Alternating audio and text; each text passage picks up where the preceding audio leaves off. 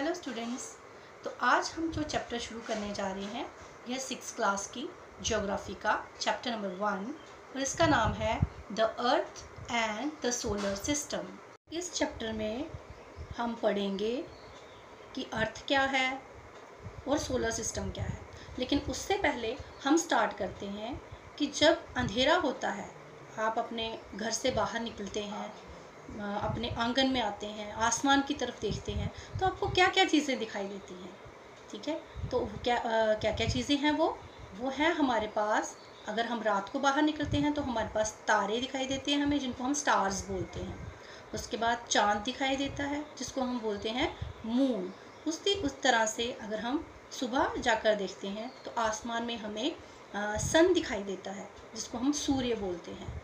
तो ये सारी चीज़ें जो कि हमें आसमान में दिखाई देती हैं, इनको हम बोलते हैं सेलेस्टियल बॉडीज़ या फिर इनको कहा जाता है हेवनली बॉडीज़।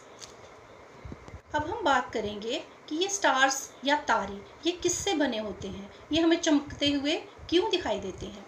तो सबसे पहले है कि ये जो तारे हैं they are made of gases. उनके अंदर गैस होती है, गैसेस से बने होते हैं वो। जैसे हमने इन्वायरमेंट में पढ़ा है कि हमारे आसपास क्या है, ऑक्सीजन है, कार्बन डाइऑक्साइड है, नाइट्रोजन है।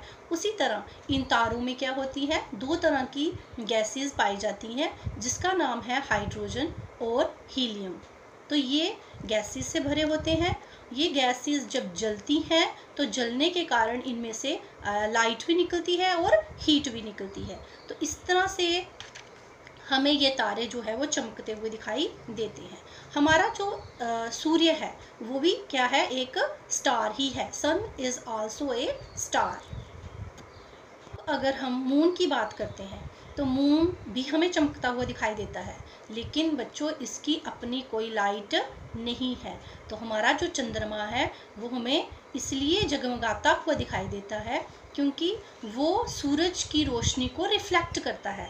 सूरज की रोशनी चांद पे पड़ती है और चांद से टकराकर वो हमारी पृथ्वी पर पड़ती है, और पृथ्वी पर तो हम रहते हैं तो हमारी आंखों में पड़ती है। तो चांद जो है वो भी हमें चमकता हुआ एक तारा नज़र आता है या चमकता हुआ नज़र आता है, लेकिन उसकी अपनी कोई लाइट नहीं है।